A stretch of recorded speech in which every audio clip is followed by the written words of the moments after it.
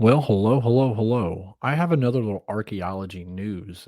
As of late in the past 3 weeks, we've had some really interesting things. Last one, I'll share a link to the last few up there, was about a coin that they believe was from Hezekiah or a limestone inscription. But this one right here was pretty interesting. This was on the 9th of November. Canaanite inscription lamenting a plague of lice unearthed in biblical Lachish. This is pretty cool. Psalm 105, verse 31, the Israel Bible. Swarms of insects came at his command, lice throughout their country. This is the picture right here.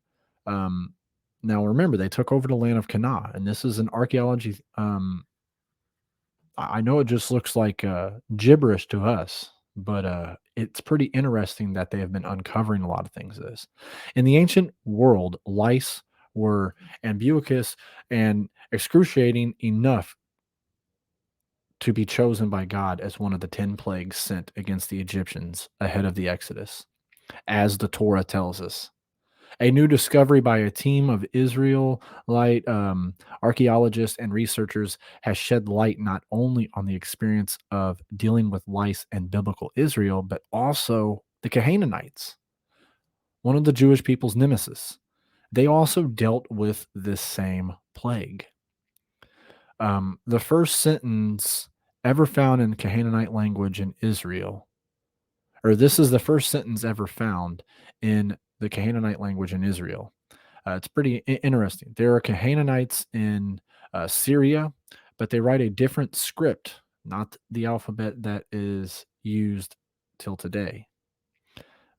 So this is an ancient. They don't use the same stuff. This is pretty interesting. I mean, almost would look like a starfish almost.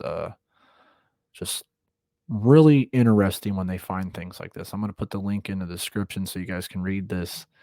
We're not going to go very far in it. It's only 2.5 by 3.5 centimeters. That is actually very tiny. It's a very tiny, tiny piece.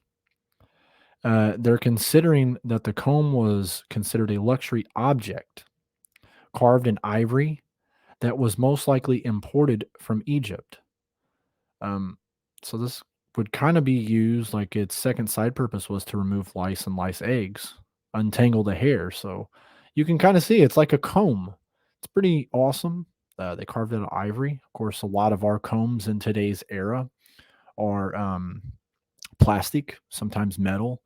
We don't really see a lot of ivory combs. I mean, there might be some in today's world, but this is what they had for it back then. Um, of course, we learn about this land in Joshua chapter 10, verse 31, 32. Um, Really interesting find. I think a lot of things keep on getting unearthed and uncovered, and I don't count it as coincidence. The book of Daniel tells us that knowledge will increase in these days, and not just by um, the internet and people's gaining knowledge of the Bible, but we also gain knowledge by finding archaeology finds.